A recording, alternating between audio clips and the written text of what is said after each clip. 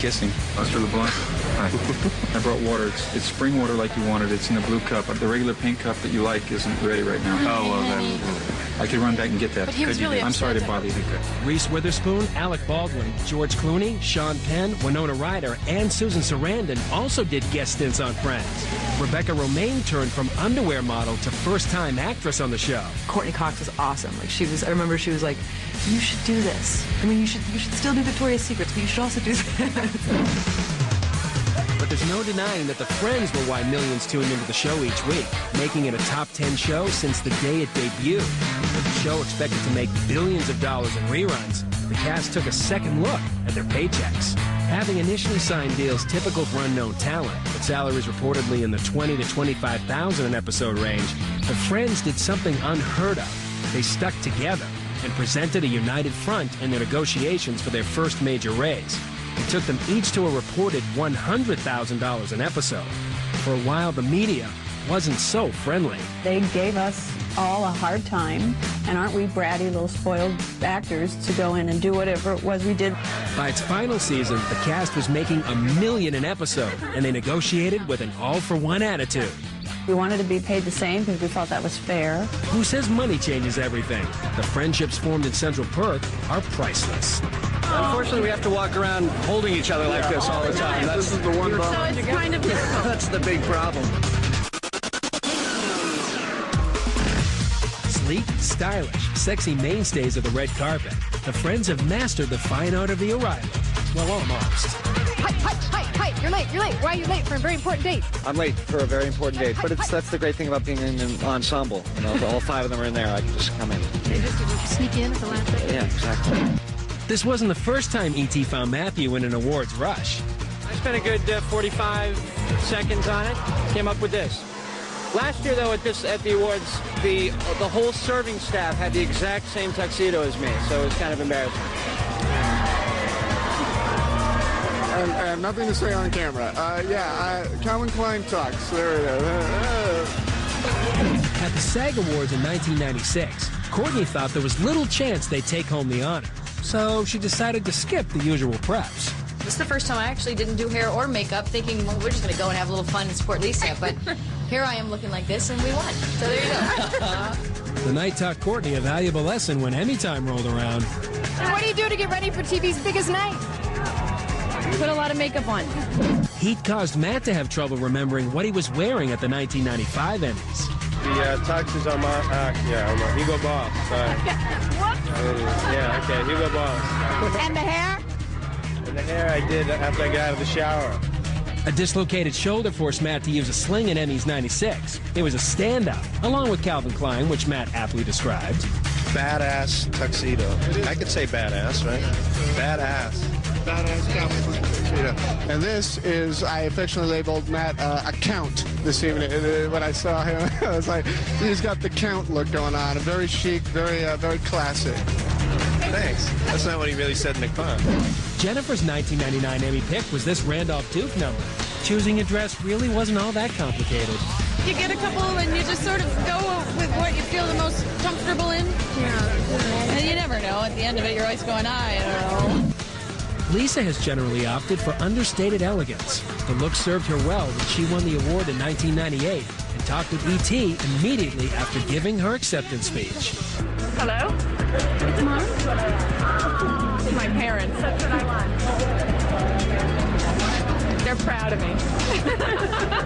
I should say they are. This is being filmed, just so you know right now. You're on camera. Tell her she's going to be on Entertainment Tonight. You'll be, oh, good. That's it. Winning is great. That's what Jennifer found out in 2002. How does it feel, Jennifer? Surreal. I'm not good with words, obviously. Talk to these people. In fact, the whole cast got to experience the thrill of victory, as Friends was honored as Best Comedy. What are you going to do to celebrate? We're going to Disneyland. I don't know. I want to go to In-N-Out Burger. In 2003, Jennifer suffered a broken toe. She used a cane to aid her. And at the Golden Globes, the pain was eased when she was honored again. And she shared her delight with Mary in the E.T. photo booth.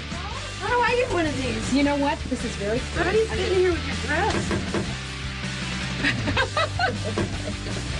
Now we can look at each other or something. Yeah.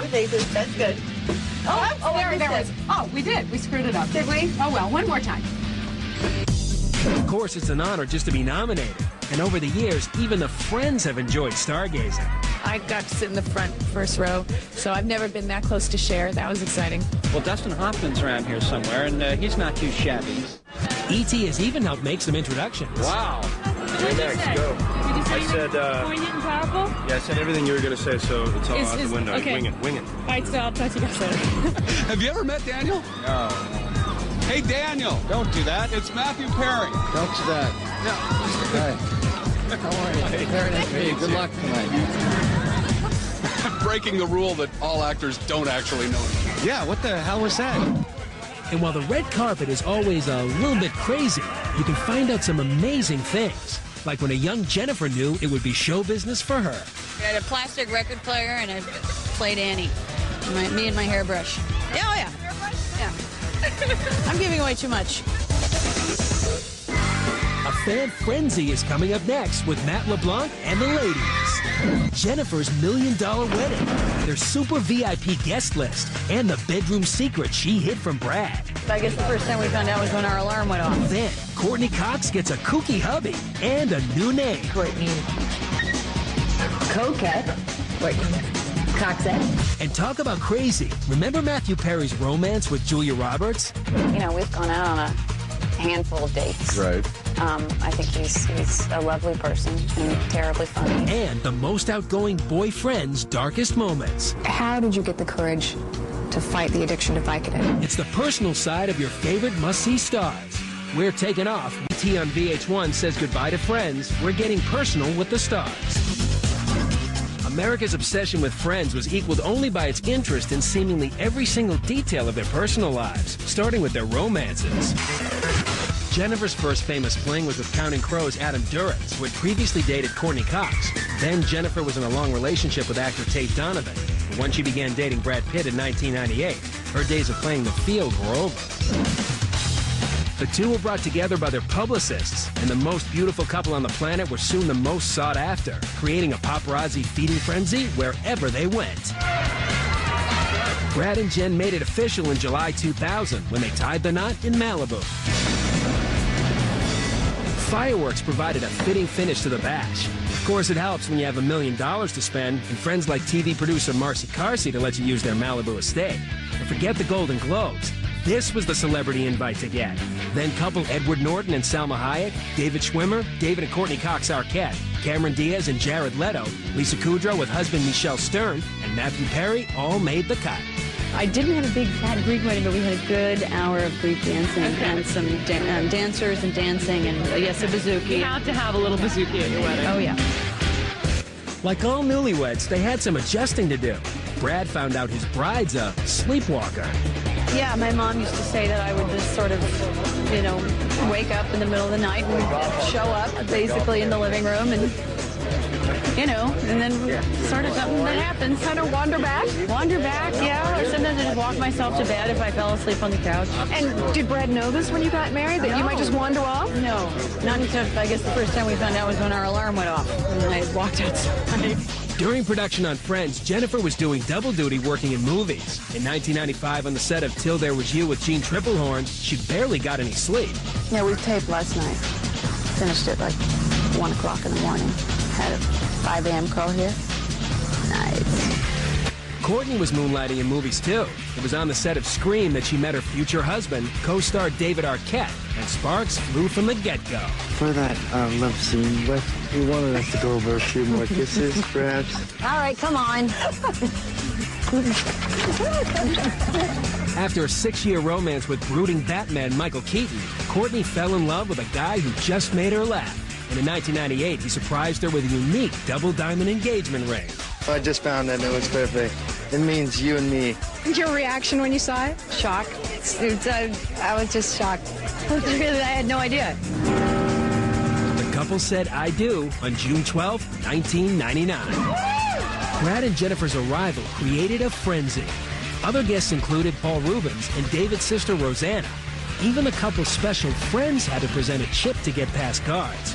After the ceremony, decoy limos were sent out to fool the press.